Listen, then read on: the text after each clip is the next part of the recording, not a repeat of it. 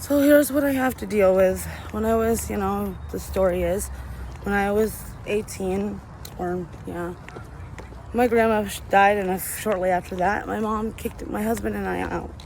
Now, when I was homeless, she took that time to manipulate the trust fund to pay, was it Edward Jones, Kurt, Mercer Island, look him up, $1,200 or was it $1,200,000 to manipulate my account into a disabled trust fund so that I'm not allowed to touch it, but she is. And that's not okay because she's stolen all my money. She's used it all already. And I just, I didn't know how the proper documents for all of this. There's got to be a paper trail.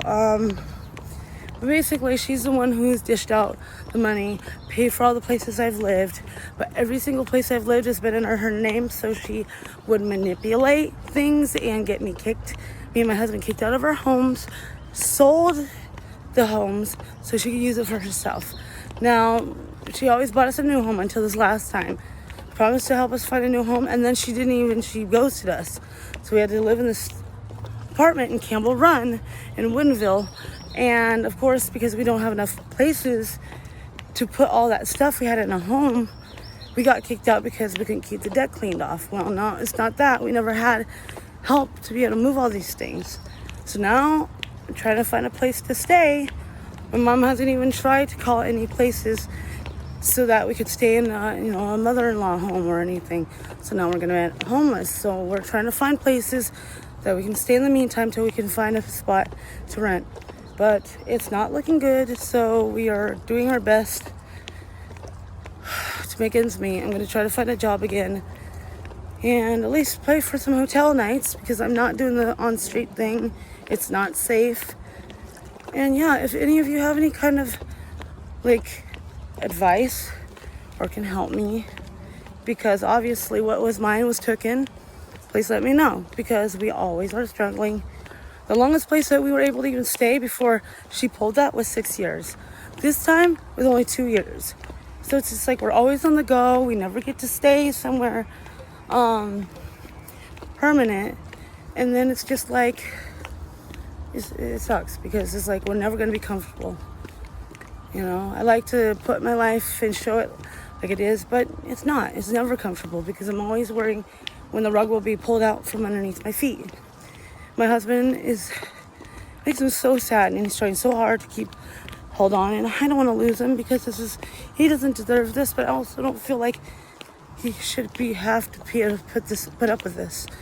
He's been nothing but loving and kind and understanding. It's like, what in the world, what right in mind does she think it's okay? So I found out not too long ago, I had an argument with her, and I said, so I was 26 or 25 at the time. Why is it always something like this whenever you contact me or something you want my, presence so that you can use me for money? What are you talking about? I've been doing this for 25 years. That's nice to know that because she knew my grandparents were giving a trust fund to all the grandkids. The grandkids gave us a lump sum of money so they could split out, my cousins, and then I got the same amount. My mom saw that as cha-ching. So she adopted me for the sole purpose, only one, that's why she would never get me a brother or sister, so she could get the money for herself.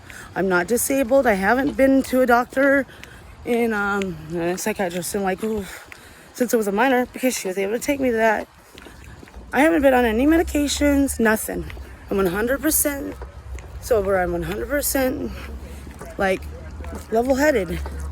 But she still went through that in my name so that she could hold on to the money. So I found out the sole purpose she adopted me was so she could have money.